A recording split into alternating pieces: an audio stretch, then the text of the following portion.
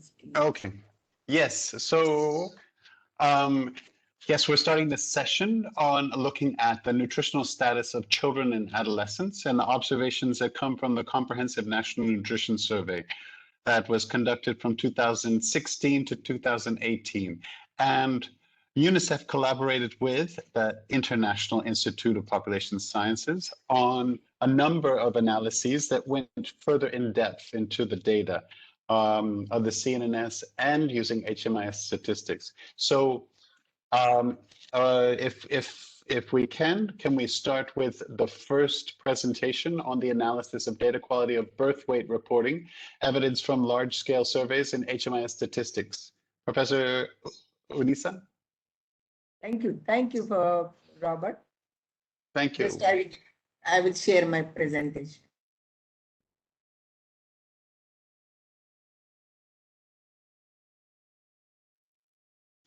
Visible to all the persons?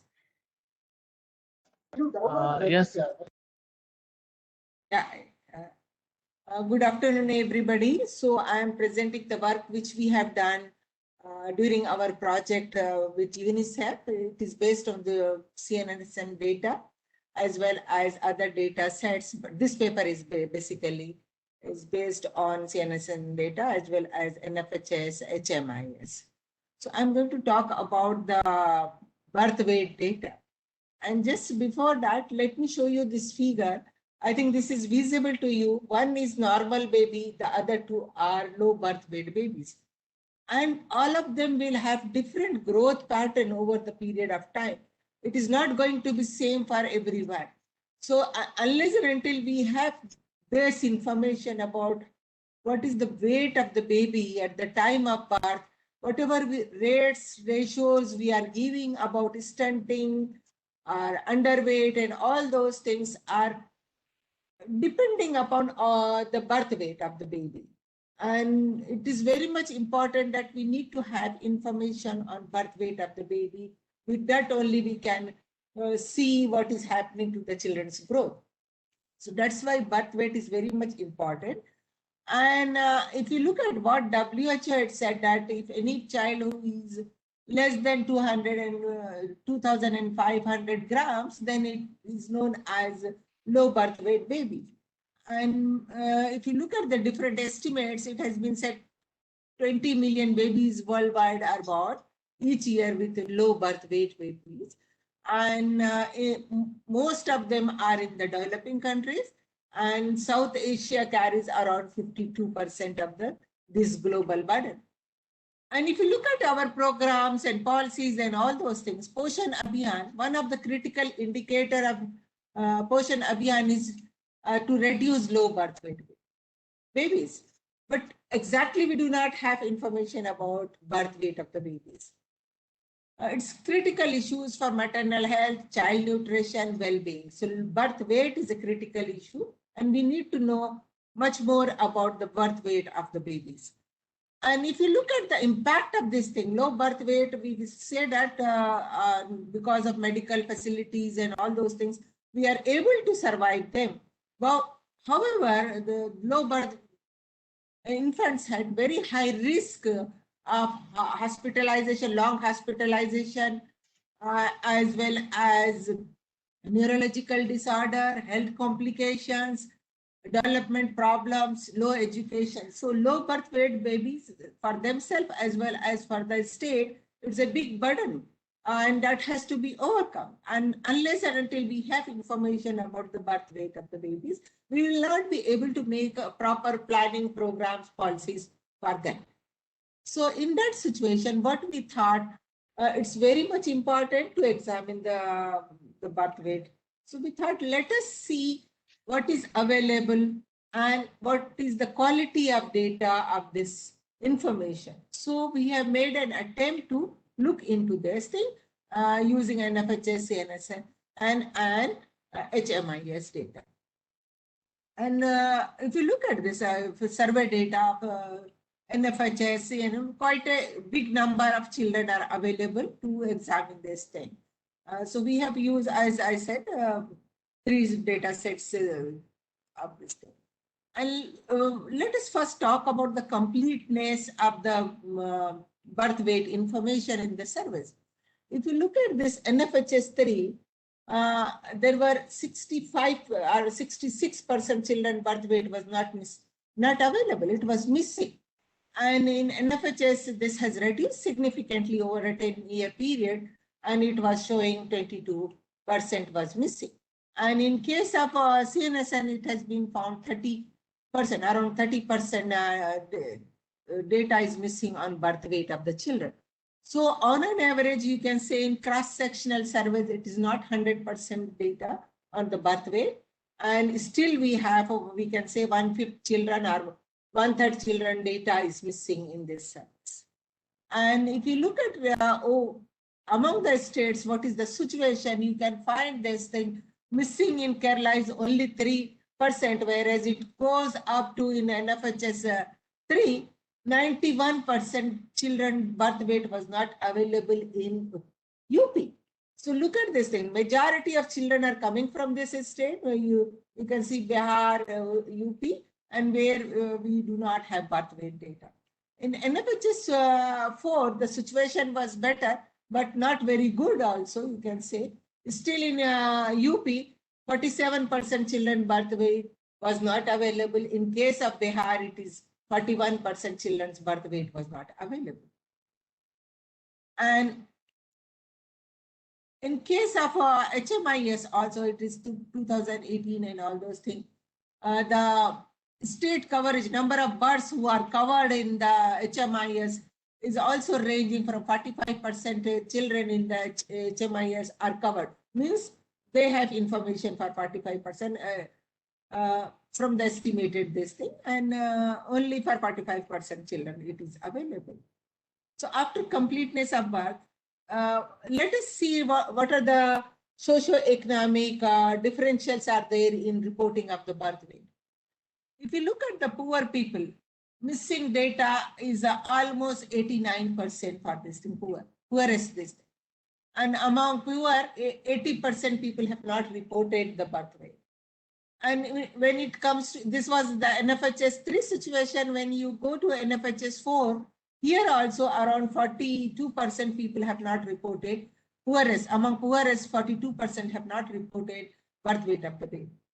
And among rich, it is 95%.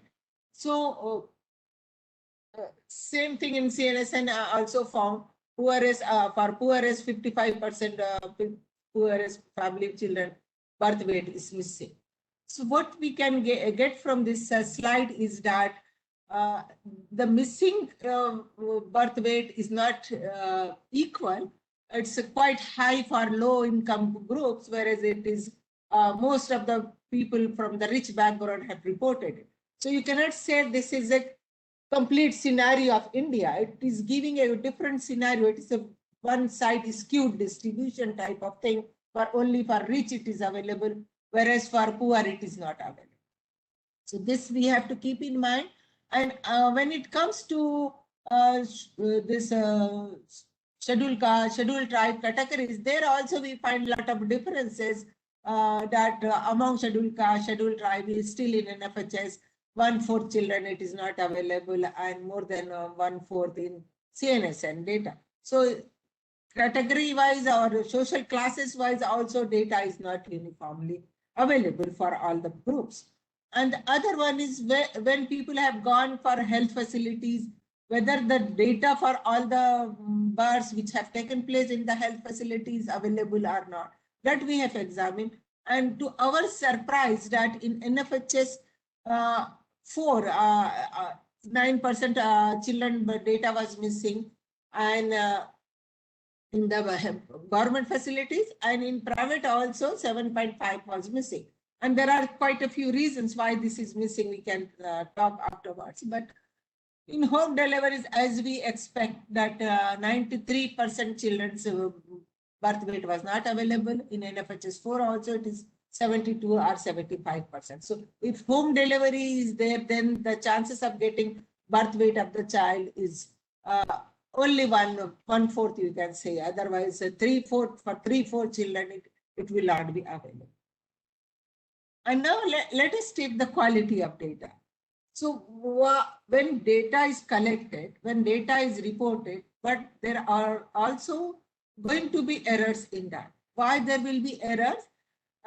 Poorly calibrated machines, because machines have to be calibrated, and that usually that is not done in the hospitals or in the government hospitals, so that they will become inaccurate. And the persons who are taking the weight also required to have training, proper training to do this work. So we do not know whether they have proper training. For example, we say Anganwadi worker is taking weight in children, but whether she has got the training to weigh the children or measure the height, that is a question mark for this thing. And when they are taking the weight of the children, that is also very much important, whether it is after 2 days, 3 days, or immediately, or within 24 hours of the childbirth. Because once the child is born, it has been said the child will lose the weight after 2-3 days. So it has to have immediate this thing, and that is done or not. And in case of the sick children who are have to be shifted to ICU or some other places, their birth weight is missing. So maybe in private hospitals or government hospitals, those children whose birth weight is missing, maybe they are coming in this category, or maybe in those places machines are not there or people are not trained to record the weight. And apart from that, many data sets, it has been said there is a hipping in that. So let us see one by this thing. So in case of this thing, most of the in cross-sectional surveys, what we are doing is that we are asking the mother to show us the card or her own reporting. So in case of NFHS 4 also, what we have found, 56% women have reported birth weight by cards. Otherwise, it is a recall, whatever recall they are remembering about the birth weight of the child, they are reporting it. The same situation is there, CNNS. These are all cross-sectional surveys, so there will be some differences, but more or less same situation is there in both the surveys. And so what we can, why we are looking at this card and reporting by the mother is that maybe woman will not remember properly and she will report whatever is coming to her mind. Okay, so reporting or availability of card is with education, it is higher. So what I want to try from I want to tell you is that, so here also reporting from the card is mostly among the range, among the educated class. And if you look at these graphs, what it is showing, there is a big heap at at 2 kgs, at 2.5 kgs, at 3 kgs, at 3.5 kgs in all three surveys. All three surveys on an average, there is a big heap. You cannot expect that such a big heap will be found in this thing. And we have also seen that the facility wise, wherever the people have deliveries in all three surveys, facility wise also, whether the reporting by this facility or cards are proper or not. But there also we found that there is a big heaping in this data set. And apart from that, we have also examined the card versus self-reported. In card also we have found the heaping, and in recall also we have found the heaping. So this also give a doubt, whatever we are getting it from the card also may or may not be accurate. Why there will be such a big heaping? So the people who are reporting in the card, maybe they are not taking proper weight, at that they are writing it that children are not underweight, just maybe 3. You look at the 3 kg weight, it is going up like anything. How many children will have 3 kg weight in India? Look at the number of children who have 3 kg weight. It is quite a big number if you look at this thing. So this also poses a question that whatever information we are getting it from on birth weight it's not accurate. It is a question mark on the way it has been said. But after talking about the quality of data and all those things, if you look at it, if you measure the low birth weight prevalence using different methods and all those things, what we can say, 28.6 children percentage of children are, after adjusting all those things, are low birth weight babies. But maybe this is quite under enumerated. People are saying that it can go up to 30% or maybe above that also. So whatever we are giving estimates that may or may not be correct. And in this HMIS also not high coverage, and their HMIS estimate, if you take a low birth weight estimates for 2018-19 or all, it is coming only 12%. Can you imagine the 12% children from the HMIS, whereas in surveys cross-sectional, whatever, low estimate, but still it is 80%. So what we wanted to tell is that mostly this data set is representing a rich class, or so that's why we are getting low prevalence of low birth weight babies. But if we have data for all the children, maybe it will rates may be much higher than what we are saying. And supply and all those things are there. What we want to tell at the end is that still uncaptured. Birth weight is still not captured from any source of data completely, and it has a lot of problems, and we need to do something for this thing. And when people talk about the birth weight trend, they have to be very cautious. You cannot talk about the birth weight trend, low birth weight trend, because in some of the surveys it is reporting is only 30%, in some survey it is 50%, 60%. So don't compare it. Don't try to say the trend. And such a high incompleteness, there are question marks on the reliability and accuracy of the data, and it is not representative of socioeconomic vulnerable groups. So we should avoid the comparison as well as analysis of birth weight we have got from surveys. So what is the other alternative? When we are talking about Poshan Abhiyan program and all those things, in these programs are we need low birth weight percentage. So we need to have a representative sample of the population, maybe from the facilities, or completely from the facilities, and some home deliveries. It should be collected. Then only we can talk about the birth weight, and we will be able to give the percentage of low birth weight babies in India. Otherwise, till now, the exercise on this low birth weight babies are incomplete, and it required some strong study to talk about the low birth weight. With this, I like to thank everybody, all my co-authors and all other people who are part of this study. Great, Professor Unisa. I think that was a fantastic presentation on a very, very important point that hasn't gotten enough attention over the past few years. I want to give credit to IIPS for this continued attention to detail and seeking out quality in data, and recognize how important this is, and to give you the credit for this. And as SK Singh has said, it's a continual work that we do towards providing quality data to define our programs upon. And I think that this is so important. I've just been in meetings with medical statistics looking at the joint malnutrition estimates, and again, we find that the NFHS surveys provide that quality data overall that we can base the majority of our trend estimates on. So that is something that I want to continue to highlight with. And we did go through the quality of other surveys, and there are some surveys in India that could not be included in the trends analysis because of the quality. Very important points that 45% of the data on low birth weight come from maternal recall, and not even those data, but all the data are affected by heaping. And that makes it very complicated for us to make any accurate estimates of low birth weight.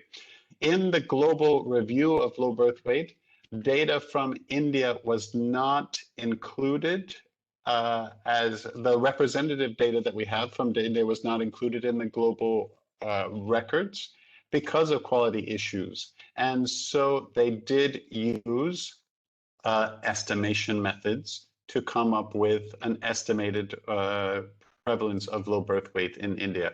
And this is a big problem. I think that India deserves to have India-specific estimates of low birth weight, and methods are available to be able to calculate those appropriate estimates. And just as we have the SRS data on a yearly basis, I think we should have low birth weight data on a yearly basis. And IIPS has worked on methodologies to be able to collect annual estimates of low birth weight, and with the proper support, this could become reality. And this is critical in these days when mortality comes down to such low levels that we need to start to address the other critical issues that we have, such as low birth weight. And we cannot do that without adequate data. So thank you again, Professor Unisa, for this fantastic presentation. Well done. We go through all presentations now and break for questions at the end, or how do we manage? Yes, okay, we will. Wonderful. Okay, so next I would like to ask Dr. Sahu to present on the status of non-communicable diseases among children and adolescents in slums and non-slum areas of India's 4 largest metropolitan cities, coming from CNNS data. Great, over to you, Dr. Sahu.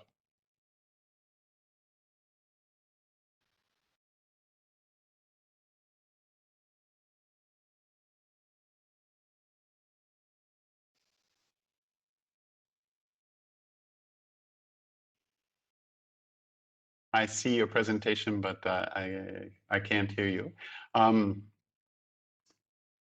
Just let me know when you're coming in. So the CNNS data, are you there? Great, go ahead. Yes. Yeah.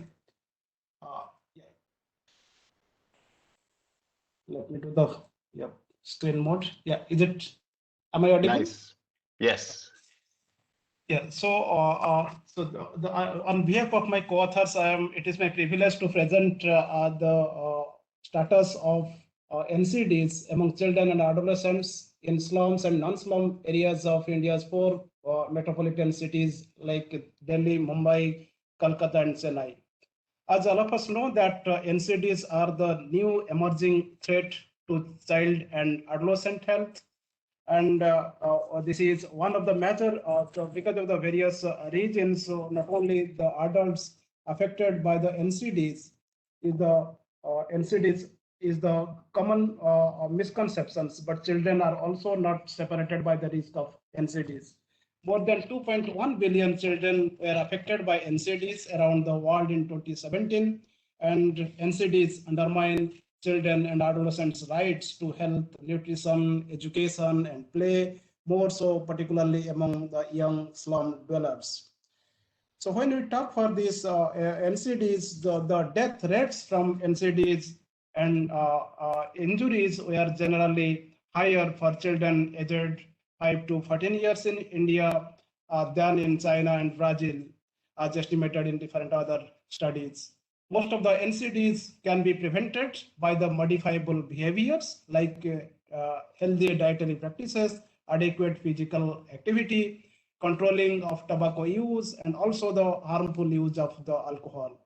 The behavioral factors like unhealthy diet or physical activity, tobacco use, or harmful use of alcohol that increase the likelihood of acquiring metabolic syndrome, that increased blood pressure, overweight or obesity, high blood glucose levels, and high triglycerides, and all these things. So further, if we'll see that there are rural-urban differences in child health that have been examined by quite a few literatures. However, the studies investigating differences between slum and non-slum areas are limited. In fact, none have focused exclusively on children to explore the prevalence of NCDs by place of residence combined with the poverty. With the increasing share of the urban poor in the total number of poor in India, more than 8.1 million children have now live in slums. So it is often observed that children residing in slums live on the margins of urban life and lack access to the advantages of city living, resulting in poor health outcomes. Hence, there are desegregation of urban slum children from urban children as a whole becomes necessary when comparing them with the rural counterparts. So the present study aims to examine the status and NCDs among children and adolescents living in poor metropolitan megacities of India, desegregated by slum and non-slums, and compare them with their rural counterparts. So that is the estimates of rural areas of the states in which these cities are located, like Tamil Nadu, Delhi, West Bengal, and Maharashtra. Additionally, the research also identifies the correlates of the NCDs in the said study sites and explore if the correlates of slum and non-slum children differ in order to understand the patterns as well as the problems, so as to suggest ways and means to prevent and control it. To meet these objectives, data for the study have been drawn from Comprehensive National Nutrition Survey, which was conducted during 2016 to 18 by the Ministry of Health and Family Welfare in collaboration with UNICEF. The study employed multi-stage stratified sampling design and households from selected clusters and enumeration areas from rural and urban areas across all the states of India.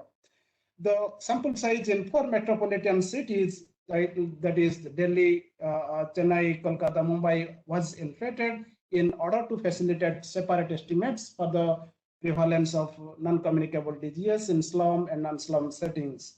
The survey was designed to provide various estimates, particularly nationally representative and comprehensive nutritional profiling of preschool children aged 0 to 4 years, school-aged children, that is 5 to 9 years, and adolescents aged 10 to 19 years.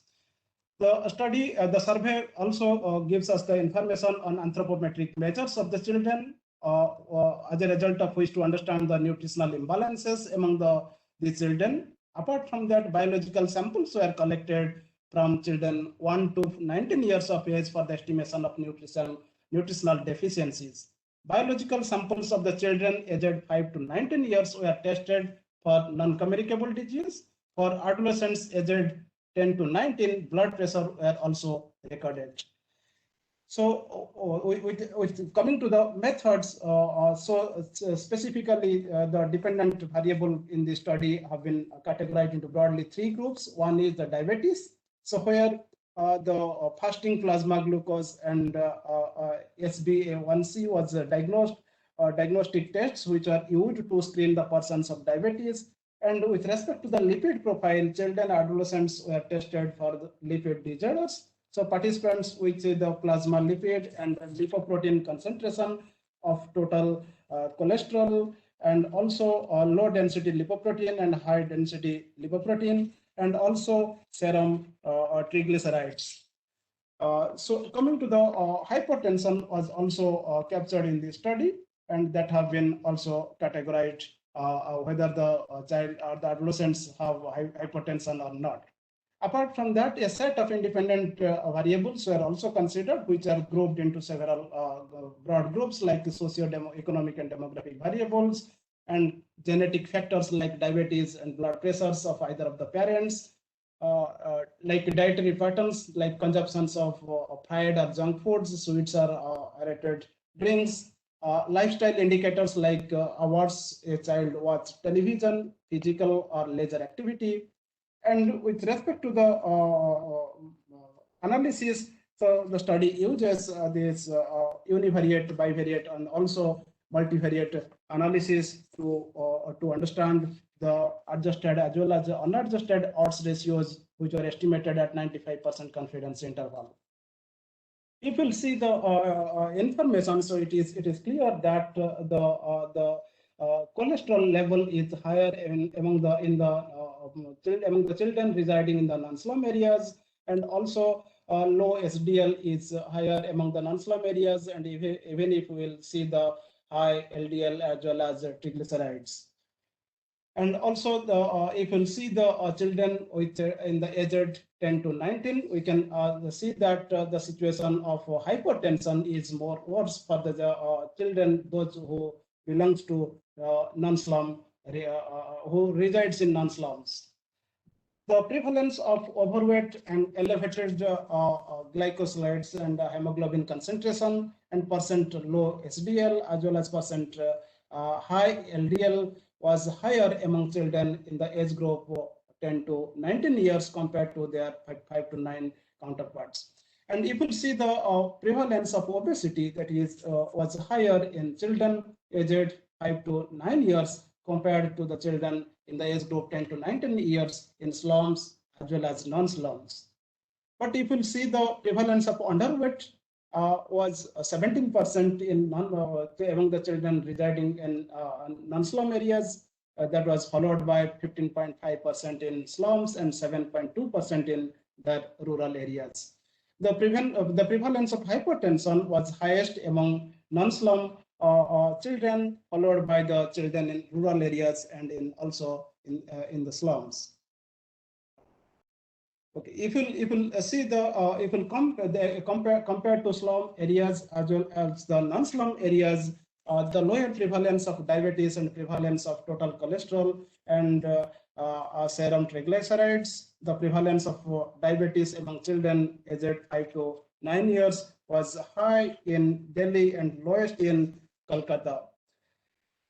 Apart from that, we can see that the prevalence of diabetes among slum children was 4.4% in Kolkata, while it is 7.6% in Mumbai and 9% in Chennai, and about 11% in Delhi, which is highest.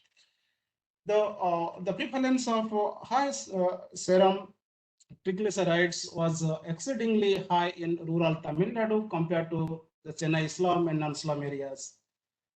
Further, if you'll see the among the adolescents in the age group 10 to 19 years, the prevalence of diabetes was higher in Chennai non-slum areas, rural Delhi and Mumbai slums. Overall, the prevalence of hypertension was higher in non-slum areas compared to slum areas except in Kolkata. Further, if we'll see that the prevalence of overweight and obesity was more or less the same in slum as well as non-slum areas among young school-aged children at around 13% and little more than 5% respectively. Among adolescents, a slightly lower proportion of slum dwellers were overweight or obese as compared to the non-slum residents. Our estimates of slum children being close to the non-slum children may be attributed to the rapid epidemiological transition.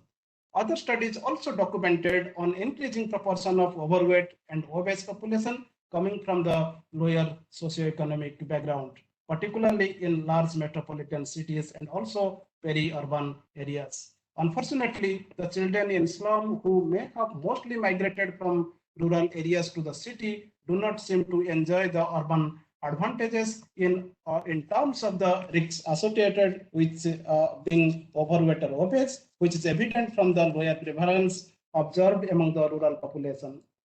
Differences in the level of physical activity, whether it is engaging in outdoor games or involvement in household activities, is associated with the risk of being overweight or obese, and this partly explains the advantageous position of rural children and adolescents as against their urban counterparts. Coming to the unhealthy dietary habits, so television viewing and the computer use and motorized transportation to commute schools, especially with high income, with income changes, may however put children at risk of overweight and obese, not only in towns and cities, but even the villages. A higher prevalence of diabetes as measured by HbA1c among young school-aged children and negligible differences among adolescents living in slums and non-slum areas is an indication of the negative influence of urbanization on the urban poor, which probably get aggravated by their lack of awareness. An intercity comparison which showed that the children in Delhi and Chennai slums were at a relatively greater risk of diabetes as compared to children in Mumbai and Kolkata slums. So these findings are in agreement with some other studies in their region-wise analysis of dietary patterns. They also, some other studies also found that diabetes was more prevalent in North and Southern India, while in Eastern India, the eastern region of the country had the lowest prevalence. So majority of the population in the east consumed recommended quantity of vegetables, which may help keep the risk of diabetes under control. Apart from that, the unfavorable cholesterol and serum triglycerides levels was overall higher among non-slum children than the slum children in the age group 5 to 9 years. In adolescents, however, high total cholesterol level are more prevalent among slum residents, while high serum triglycerides seemed to pose a greater risk of non-slum residents, although the differences were marginal. Apart from that, an analysis by cities that revealed that the Kolkata residents were at a markedly greater risk of high total cholesterol and high serum triglycerides. So this may be explained by their dietary pattern, which was characterized by high intake of butter or ghee or vegetable oil or mustard oil and etc. So further, if you see the affordability of the high fat food items due to better socioeconomic background, that may adversely affect the total cholesterol levels among non-slum population. On the other hand, people with a lower educational background might not be conscious enough in making healthy food habits, putting the slum children and adolescents at an increased risk of high total cholesterol.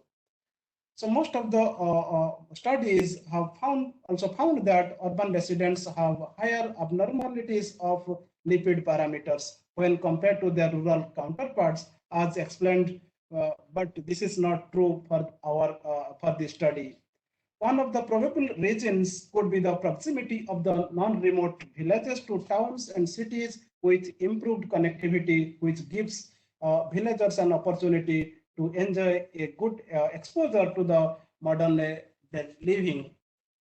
Apart from that, the likelihood of being hypertensive was higher among adolescents residing in non-slum areas.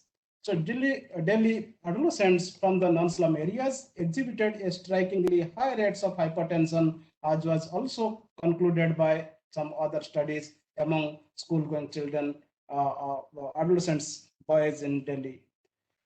Apart from that, one of the salient findings that emerged from this analysis that the correlates is the regional differences in the prevalence of NCDs and associated risk factors.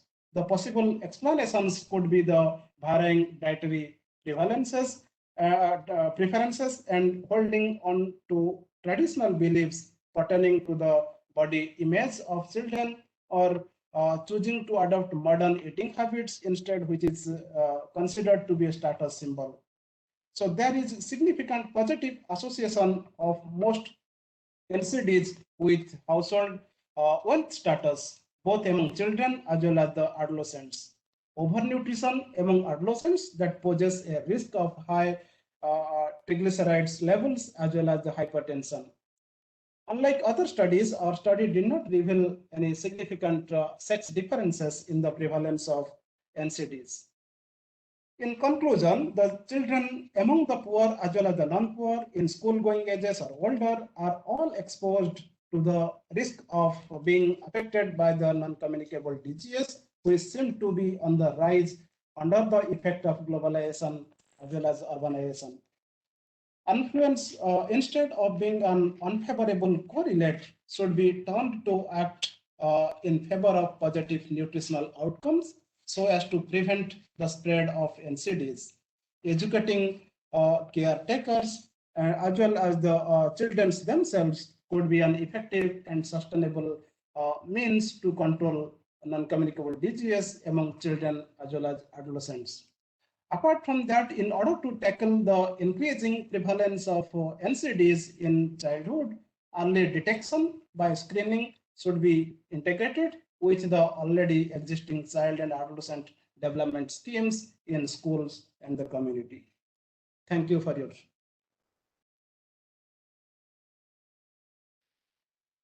Dr. Sahu, thank you for that excellent presentation. Very interesting information that's coming out from the slum, non-slum data.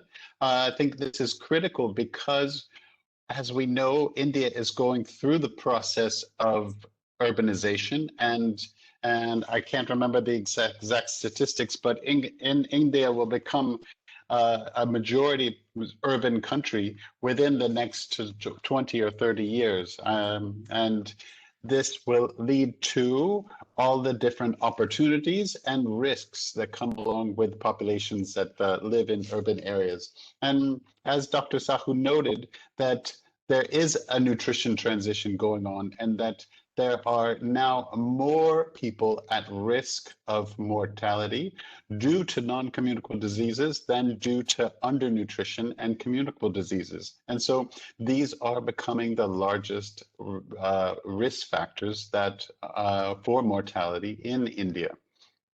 And so it's really important to note them and note the populations who are suffering from these conditions. And as this relates to the former presentation, we know also that low birth weight is a factor for the increased risk of non-communicable diseases in adulthood. We know that adult diseases start in childhood, and that we do need to address them in childhood in order to prevent these risk factors from developing into full-blown communicable diseases. So thank you for that presentation. On to the next presentation from Dr. Dillon.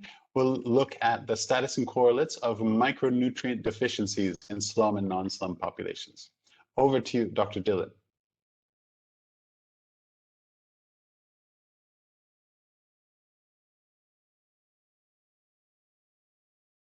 So am I audible? Yes, go ahead, please. You can see my screen as well. Yes. It's not yet in full screen view, but yes, now it is. Thank you, Chairperson. So I'm going to present another paper which come from CNNS project, which was IAPS took with the funding of UNICEF, that is CNNS Knowledge Network Project. So this paper is on status and correlates of micronutrient deficiencies in slum and non-slum areas of India's 4 metropolitan cities and investigations from CNNS survey.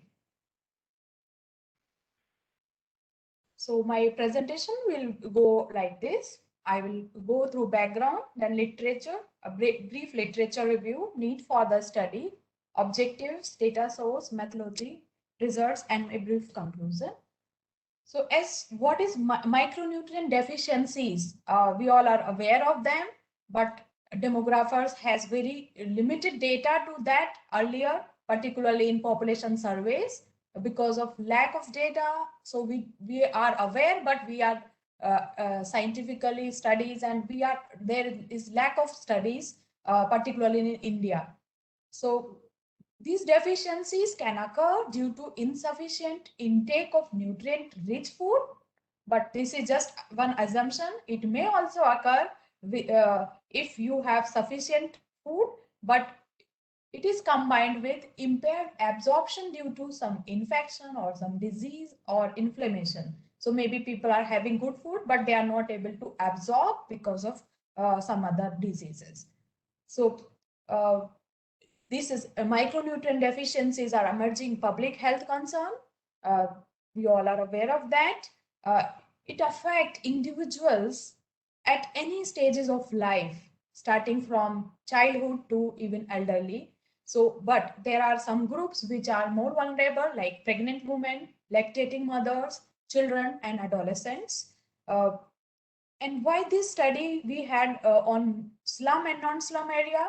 Because we understand that food diet habits access to food, access to government programs, it differs by slum and non-slum area, and slum area is particularly comes under poverty, urban poor population. So that's why this analysis whole paper is based on slum and non-slum area. And why we had 4 studies, 4 cities, this CNNS data is given for 4 metropolitan cities, and if I think they are the major population of big cities are occupied in these 4 cities only. So these are big metropolitan cities. We can say they are representative of India's big cities. So there are many micronutrient deficiencies, which can be like iron, iodine, calcium, magnesium. They are from the same family. But we also have like vitamin A, folate is also a kind of vitamin, vitamin B12, vitamin D. So these different type of micronutrient deficiencies are there, and these I have listed which are more commonly present in the population. And let's see how these micronutrient deficiencies present in India. This is, I have taken statistics from CNNS for a report. So you can see these are considerably prevalent in all the age group.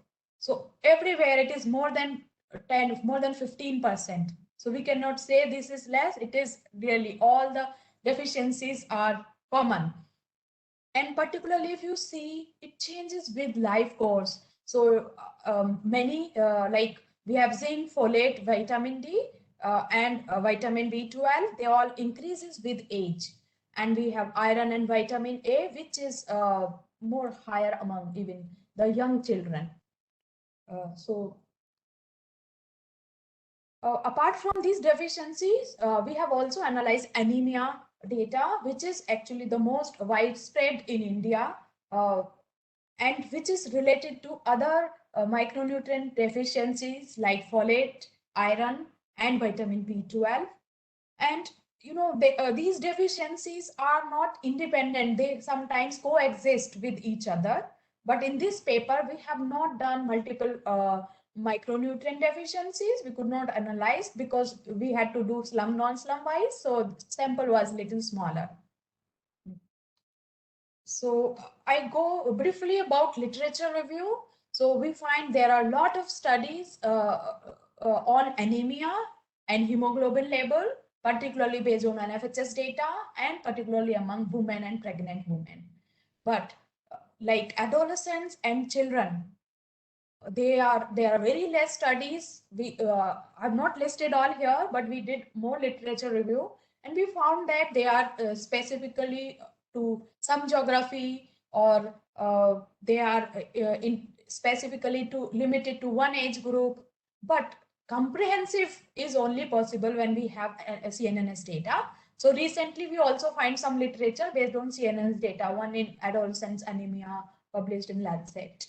So I'm not going through all the literature, but yes, there is a limited literature, and particularly in slum, non-slum area, we could not find any single study which covered all the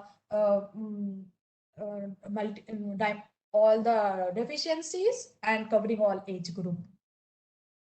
Okay, so prior studies on micronutrient deficiencies are particularly in India are limited and concentrated to anemia and iron deficiency among children under 5, as I said, or maybe among women, because they are all based on NFHS data, if they are national level data they have used. Then studies pertaining to children covering all age groups from birth until adolescence are very few. Socioeconomic status, geographical inequality, gender, rural, urban differentials are well identified. They are well identified correlates of MNDs, but slum, non-slum wise studies, a systematic study we could not get. And we know that slum area and non-slum area are quite different in their environmental condition, human behavior, and poverty. So that's why we thought we should see comparative study in these areas.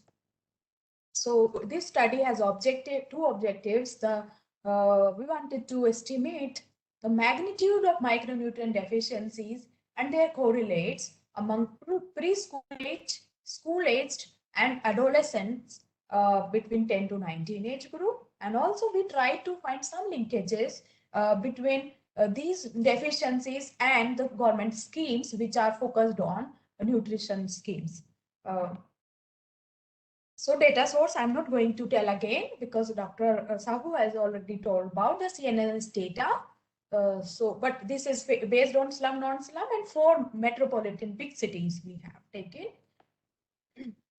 Measurements, we have gone through all standard measure which were followed in CNNS report.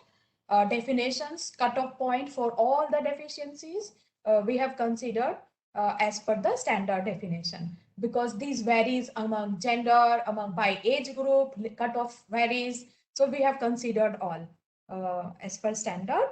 But this study, we have included iron, zinc, vitamin A, folate, vitamin B12 and D. We have not taken iodine and I think calcium or some deficiencies because we checked data which was consistently, means we checked response pattern for the entire sample, which was slum, non-slum wise, whether there was some response pattern or non-response pattern. So that then we go through in these selected micronutrient deficiencies. In bivariate analysis, we used chi-square test and binary logistic regression were carried out for each MND. Let's see results now. So we see very interesting results on, like, we see how these young children and then school going age children and then adolescents, there is a simple pattern that anemia, iron, both exist more among the young children. And then in the later age, vitamin D and then zinc is more appearing in the later age. And then we find that, yes, now we wanted to see slum, non-slum difference. So we can see this iron folate and iron folate. You see iron folate, both are consistently higher in slum area than non-slum area in across 3 age groups. So this is again, I thought interested to show. Then we see there are 2 deficiencies which are more common in non-slum area, which is vitamin D and zinc. So this is different finding we found that all prevalence of micronutrient deficiencies is not similar in slum, non-slum area. So vitamin D and zinc we find in non-slum area higher prevalence. So this is result of logistic regression which was run for all the individual micronutrient deficiencies, and we found that these models were controlled for age, sex, other background characteristics like caste, household wealth index, mother education, and childhood stunting status. So after controlling this, we found that slum area, if children are, this is for young children, that is 1 to 4 age, if they are living in slum area, they are more likely to suffer from folate deficiency. And if they are consuming more food, then they are less likely to report vitamin A deficiency. And if they have received deworming dose in last 6 months, they are less likely to report anemia. So these 3 important findings we could highlight from these regressions. Then if we see, this is for children, school going age children, that is 5 to 9 age, where we see children in slum area are having more, they are more likely to have iron deficiency and folate deficiency. So still, even in spite of programs are existing there, but they are having more, they are more likely to have iron and folate deficiency, but they are less likely to have zinc deficiency. Then we see their dietary behavior. If dietary score was more, that is more than 4, then they were less likely to have vitamin A and folate deficiency, but strikingly more likely to have zinc deficiency. So dietary diversity may not have affect zinc deficiency, because diet diversity is okay, but zinc content is not available in most of the food which we have. Next, another important finding is that if they received midday meal in Anganwadi center, even then they were more likely to have zinc deficiency. So that means in children, school going age children are more deficient. They are more likely to have zinc deficiency, even if they are eating more, or even if they are receiving food from Anganwadi center. So this raise some concern that why it is happening. We need to explore more. Then these regressions were run on adolescents data, where we have anemia. We can see slum children were less likely, slum adolescents were less likely to report anemia. This is again, I was surprisingly seeing it. And also, yes, this is expected that they are less likely to report vitamin D deficiency, which we can expect that these adolescents in slum area may not, within slum we have more crowded space, we have less space in their house, so they may, in this age they may want to move out, and that's why they may have more exposure to sunlight, and they can have more vitamin D and less vitamin D deficiency. So diet, how diet, if they are having better diet, so they better means more diverse diet, so they are less likely to report folate deficiency. And those who received, as per expected, that those who received IFA tablets, they are almost 50, almost 43, that means almost 60% less likely to report folate deficiency. So we found that these results were interesting, and we discussed these in our paper. Then we thought we should also see in slum and non-slum area, what is the percentage of people, children, who receive benefits from government scheme. Then we found that among young children and even school-going children and adolescents, everywhere we found that diet, this diet pattern was means they have diverse diet in the non-slum area than slum area. So that means slum children are having lesser diverse diet as we expect, because of maybe poverty or less availability of food, diverse food. Then we see that yes, as expected, because of our government programs are targeted in urban slums, so their children are more likely, they are more, their proportion of getting Anganwadi center receive food and any benefit is more there. Then we see IFA tablet receiving food from ICDS among even older children, that is also more in slum area than non-slum area.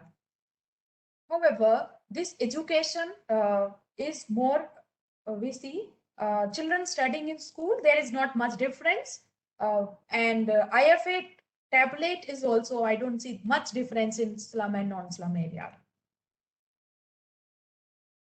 So in conclusion, we conclude that at least 7 out of 10 children and adolescents in India are micronutrient deficient. Anemia was prevalent among all children, particularly among preschool, while deficiencies of vitamin D, zinc is more prevalent in adolescents. So it is not only anemia, there were anemia, iron, and vitamin A. They were more prevalent in slum area.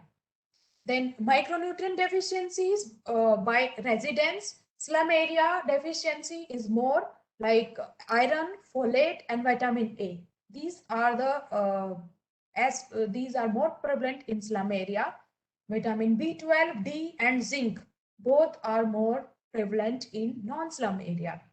So which again raise a concern, so that it is not only slum area we need to focus. In children from non-slum area, we need to focus on vitamin D, zinc, and B12.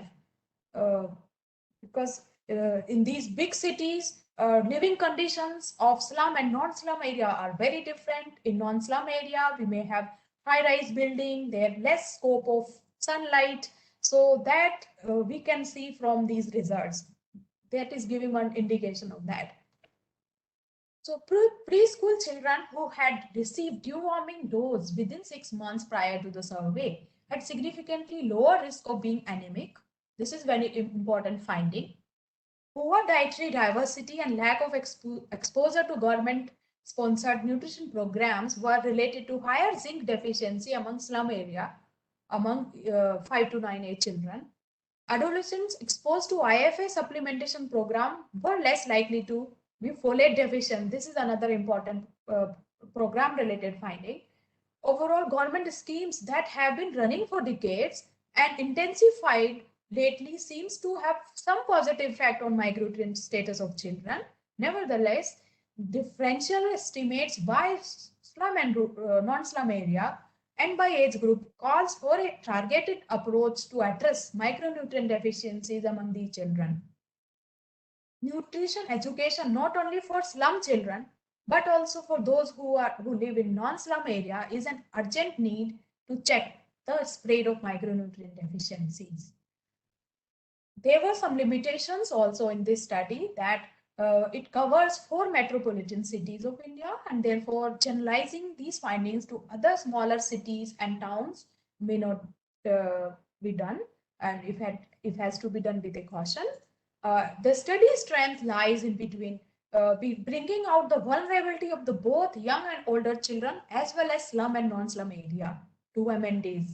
So vulnerability to MNDs is not only in slum area, it is also in slum, non-slum area, but different nutrient deficiencies appears to in different areas.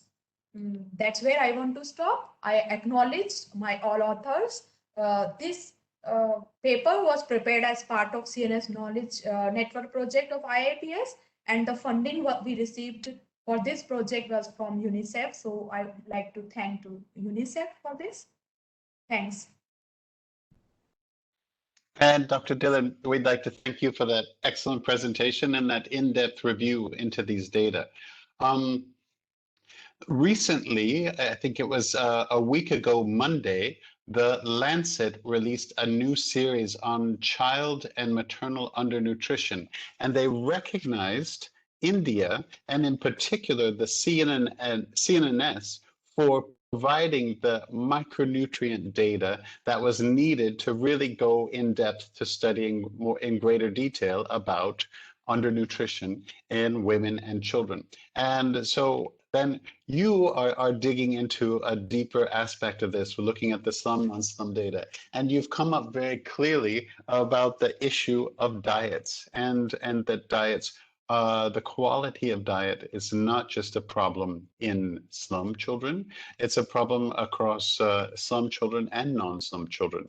And we find that this was also found in rural areas, so that these are serious issues that need more attention to be addressed. And it's quite interesting that you found the relationships with iron, with anemia, iron deficiency, folate deficiency in the slum areas, but also the vitamin A in the non-slum areas. So the very interesting findings that have come out of this.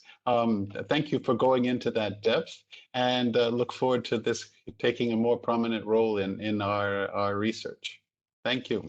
The last presentation is from Anjula Srivastava on anthropometric assessment of children and adolescents in slum and non-slum areas.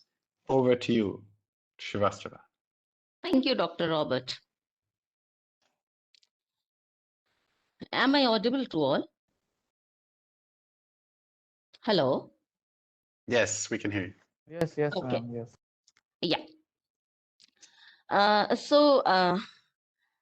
There's a little change in the title of my presentation. I am concentrating on the anthropometric assessment of children in slum and non-slum areas, and not including the adolescents. So I will be concentrating on children 0 to 9 years of age. I would like to begin with the objective, what we set out to explore in this study of ours. We were trying to, as we have already heard the other speakers, we were assessing nutritional status of children in various ways. Like we looked at the NCDs, prevalence of NCDs. We looked at the prevalence of micronutrient deficiencies. In this paper, we were we wanted to see if children living in slums are disadvantaged with respect to nutritional status as compared to their counterparts residing in the non-slum areas in the 4 metropolitan cities of India. Further, we wanted to see what predicts the anthropometric failure in slum and non-slum areas of these 4 metropolitan cities. While Ma'am, we, your PPT is not visible to us. Can you oh, just sorry. share the screen? Just share the screen again. Okay. Give me a moment.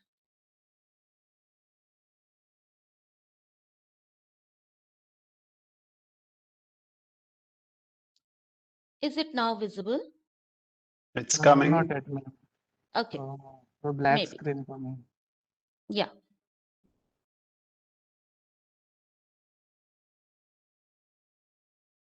It's still not visible. Maybe I will switch off my video. No, ma'am. Just close the PPT and when you click on the share button, there select the screen 1. Should I close the PPT and restart again? Yes, ma'am. And Okay. again, click on the share button. Okay. Angela, you may share the whole screen rather than the presentation. Na? You may share the screen and open the presentation. That works better. Just share the share content and select the screen 1. Screen 1, the first one which says start. Yes.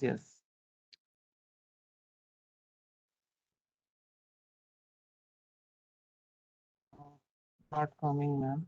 Earlier was coming, but now that's not coming. Wherever her presentation is there, that she can click, not necessary screen 1. Angela? Yeah. I think you have gone to PowerPoint and you have not closed the PowerPoint presentation. PPT presentation this is in PPT presentation mode. Last slide you have got. So close that PPT presentation. Just go to Okay. stop presentation. Say stop sharing, and then I will again start. Oh, yes, ma'am. Yeah.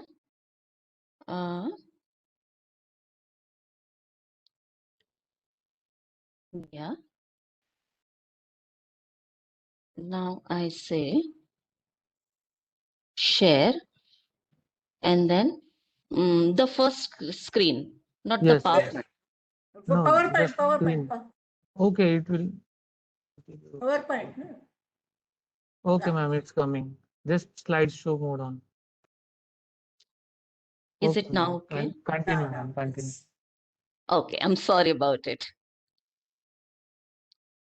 I think I don't need to repeat the objectives, right? Yeah, please continue. Yeah. So why we chose to look at the nutritional assessment of children? Because there are it is well established that malnutrition is one of the most common causes of morbidity and mortality among children throughout the world. There are UNICEF stats and there are other statistics which show that these are public health concern. Though only very recently, but the crucial role of the adequate nutrition in child and adolescent health, in the physical growth, the cognitive development, and the prevention of future diseases in childhood and adolescence has received the much needed attention. Although anybody would be vulnerable to the malnutrition. However, children are more vulnerable and susceptible than adults to be malnourished due to various reasons. These could be inadequate dietary intake, infection to diseases, the lack of appropriate health care, and inequitable distribution of food within the household. And if we see at the look at the magnitude of child nutrition, the magnitude is really the extent of child malnutrition globally as well as in India is a matter of concern.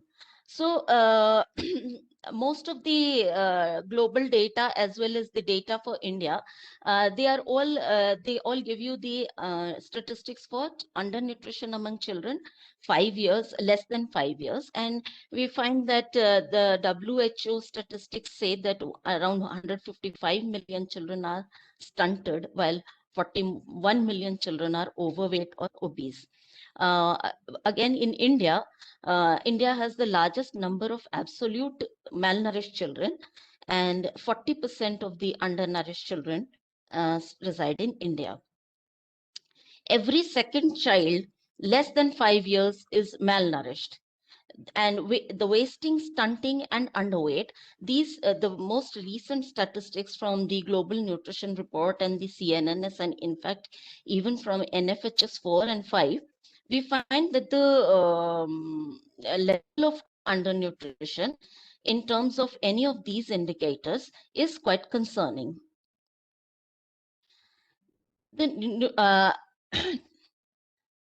For the nutritional assessment of children, it holds an immense, it is of immense significance, particularly for the developing countries like India, which are striving towards achieving the SDG target of zero hunger by 2030.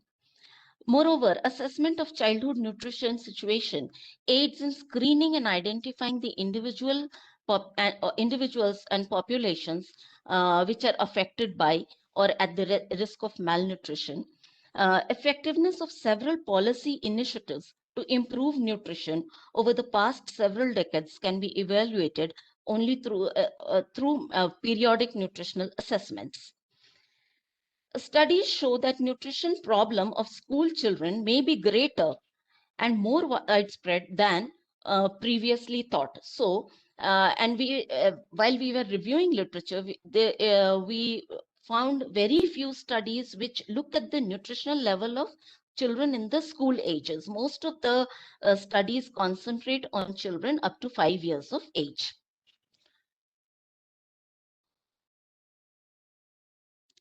Why we chose to look at the nutritional assessment using anthropometric measures. The anthropometric indices, they are one of the most commonly used because of its apparent simplicity. They are they're fast to measure, require inexpensive, easily transportable equipment. They can be the investigators who are who's approaching the respondents, they can be easily taught to take these measurements, and the anthropometric measurements are non-invasive in nature. The conventional indicators that are used for anthropometric measurements are the weight for age, the height for age, and weight for height. However,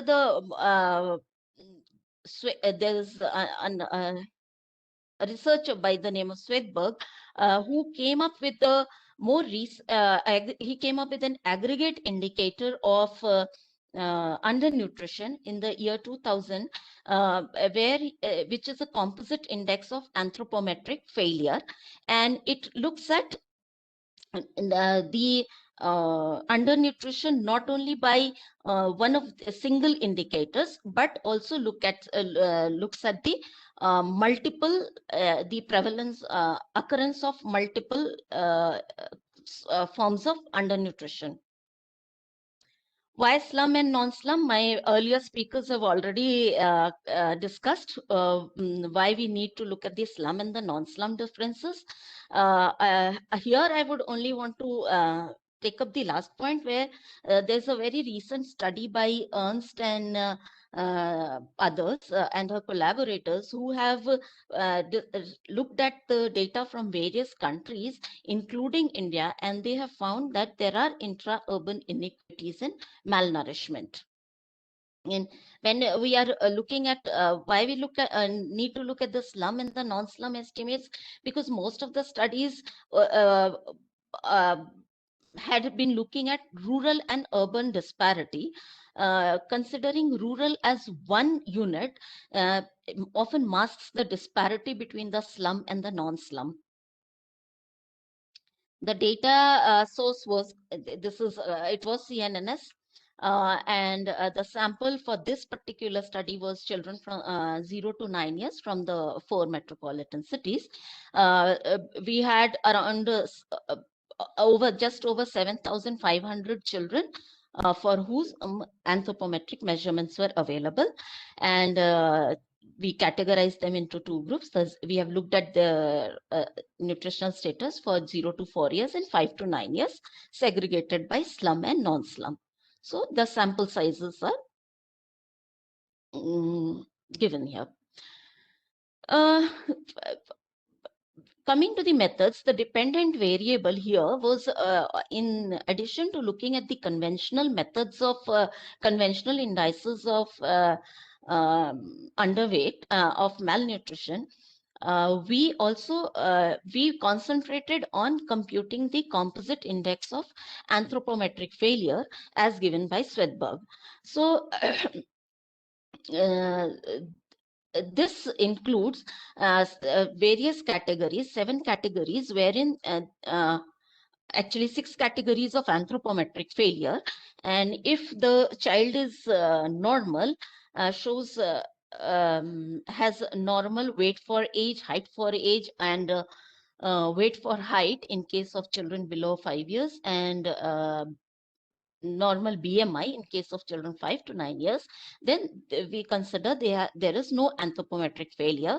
And then there are categories by wasting, wasting and underweight, wasting, underweight and stunting, stunting and underweight, stunting only and underweight only, which the name very much says that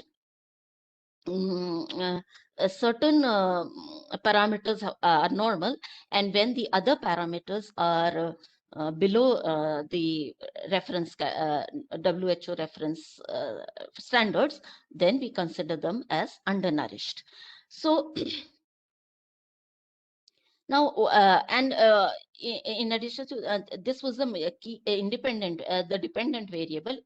We looked at the various independent variables, which were included the child maternal and the household characteristics, which I will discuss in the findings. So, computing the CIAF, the composite index of anthropometric failure, it showed that around 35 to say 36% of children in the age group of 0 to 4 years suffered from some or the other form of anthropometric failure. And this percentage was around 33 for children in the 5 to 9 age group, although we did not see significant slum non-slum differences. Within the among the 0 to 4 years, the major contribution of anthropometric failure was from children who were stunted and underweight, followed by those who had stunting only, whereas among the 5 to 9 year age group, it is the those who are wasted and underweight, followed by wasting only. Comparing these, the composite index to the conventional indices of anthropometric assessment, we find that in all the categories, the children 0 to 4 years or 5 to 9 years, in each of the subgroups by slum or non-slum, we find that the CIAF actually estimates a higher proportion of undernutrition as compared to the conventional methods, and the difference seems to be quite wide. We then looked at the predictors of the CIAF among children 0 to 4 years in slums and non-slums, and we found that children, the age was a significant factor. The child's age was a significant factor in determining anthropometric failure. However, the pattern in the slum and the non-slum is exactly the reverse. While children in the older ages within the slum have a lower likelihood of being suffering from anthropometric failure, in the non-slum it is the other way around. They have a higher likelihood of being undernourished. Birth order of the child and birth weight. Children of higher order had a higher risk of being undernourished, of exhibiting anthropometric failure, and children who had who were low birth weight had a higher risk of anthropometric failure as compared to their healthier counterparts. The recent incidence of diarrhea, that is in the last 2 weeks prior to the survey, showed that if there was an incidence of diarrhea, then the likelihood of anthropometric failure was higher, which is probably very obvious because suffering from diarrhea may lead to the child to lose weight, and being underweight may contribute to anthropometric failure. Mother's education and mother's education also affected anthropometric failure. The children of mothers who are better educated have a lower risk of being undernourished. Religion, caste, and wealth status. Wealth status is significant both in case of slum and non-slum children. However, religion and though the direction is the same both in slums and non-slums, children belonging to the non-Hindu religion have a greater likelihood of being undernourished, and children from other castes are at an advantageous position when it comes to anthropometric failure as compared to the children from the SC/ST categories. Looking at the 5 to 9 age group, we found that children who are currently in school, they have a lower risk of being exhibiting an anthropometric failure, and children who had recent incidences of illnesses, diarrhea and fever particularly, had a greater risk of being undernourished. Mother's education, again, mother's education, religion, caste, and wealth status here again showed similar pattern to as in children 0 to 4 years.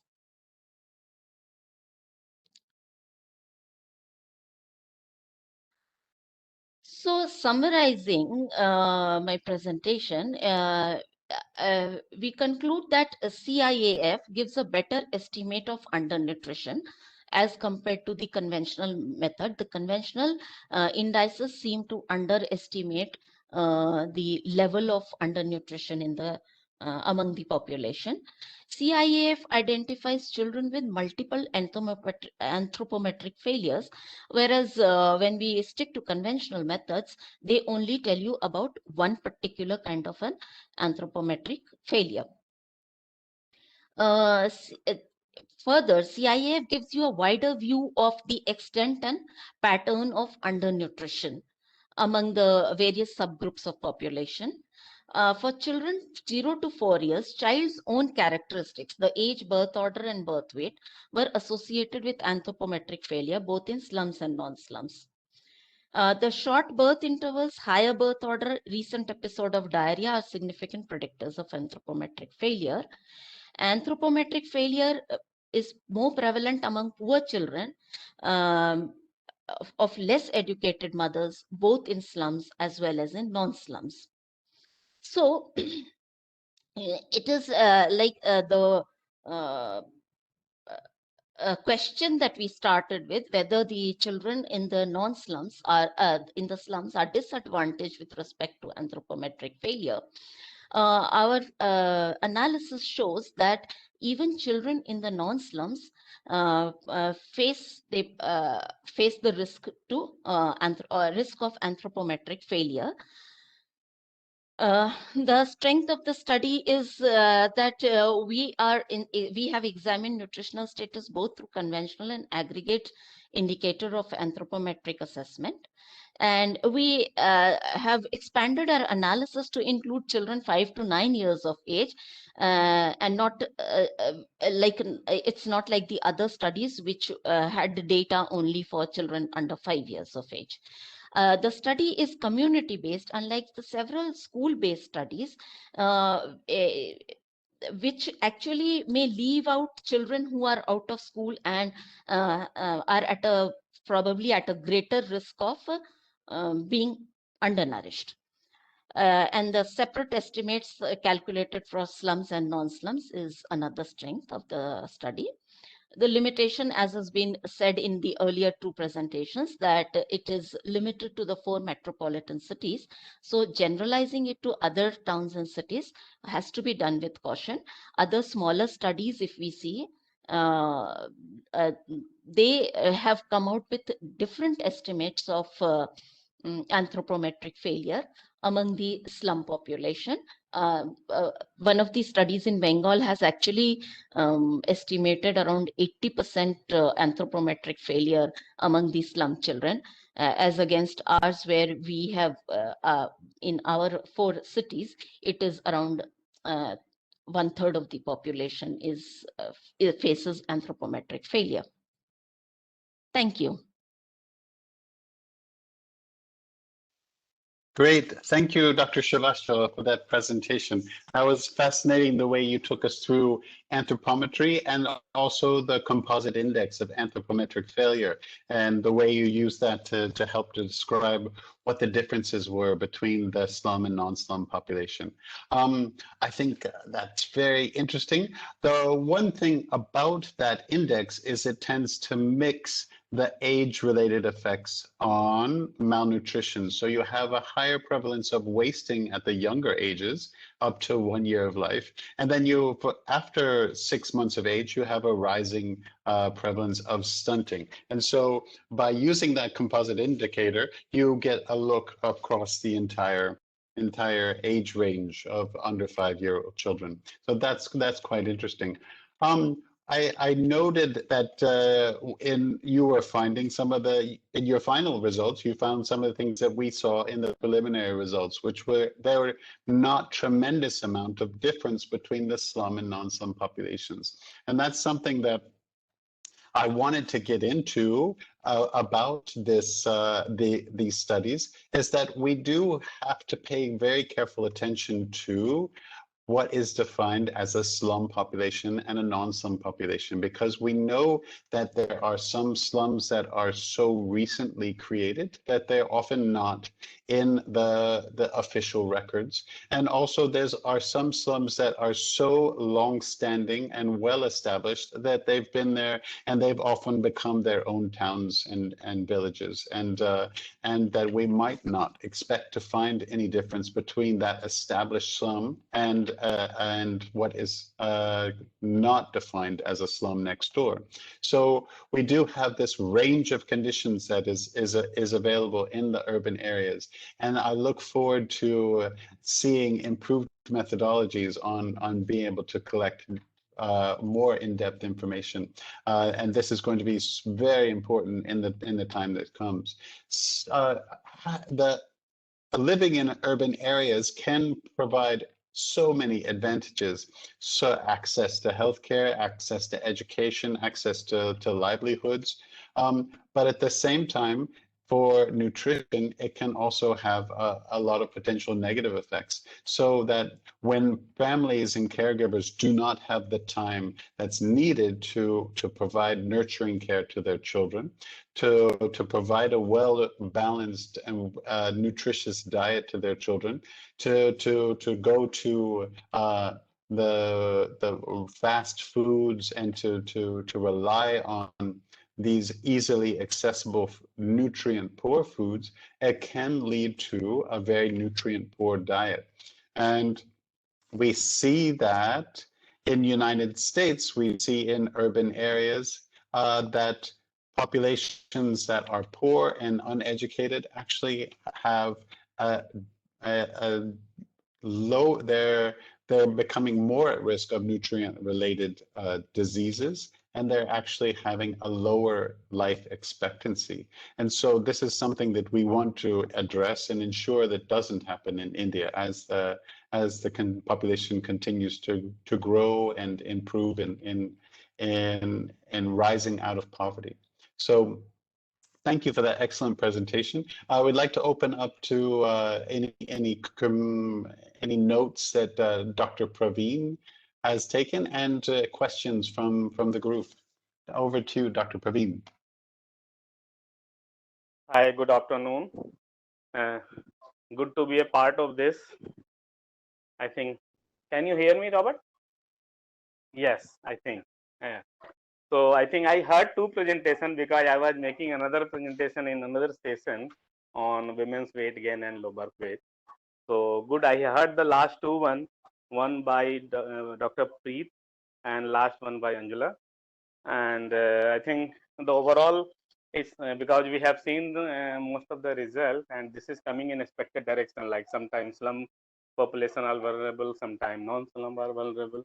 But at the same time, we do have a lot of platform to tap with. I mean, because iron deficiency and all, we have a good program. But for so many things, slum population don't take the service. I'm working in grassroots right now in Rajasthan and seeing like even having all facility in the ground, people are not connecting and taking the right diet, right interventions, right supplementation. So, I mean, finding of CNNS is quite informative. And also, Anjula, you are making a point like the Kolkata study has given like 60 or 80% or something rather than 1/3 of the. But I think it's all about what kind of a study was there, what was the sampling, how they were representative, and Robert also commented. One part is good in this CNNS, like this is the first data we are showing based on the biomedical, biochemical, where you can't compare those kind of micronutrient deficiency of any study globally or any study done by any part, because this is so comprehensive. This is so, and good that IPS team is taking care of this.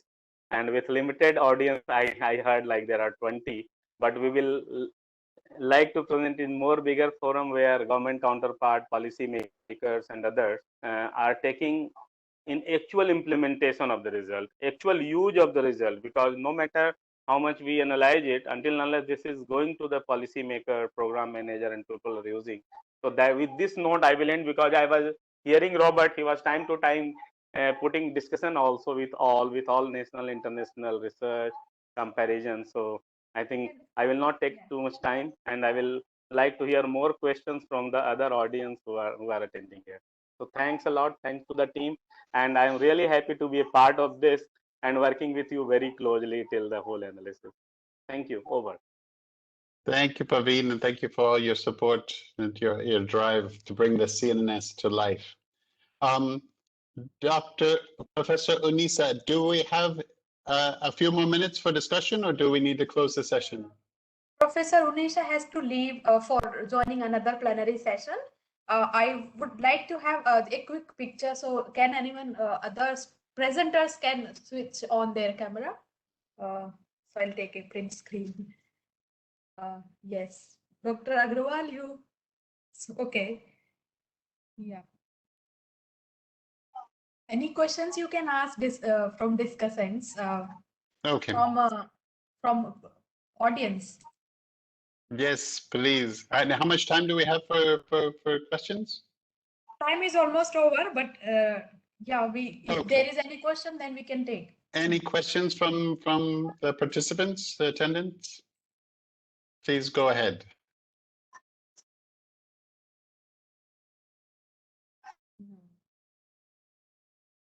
And also, I would like to say that if anyone does have any questions specifically for any of the presenters, you can please contact us or the presenter directly, and we'll be happy to get back to you on any of the points that that you would like to raise.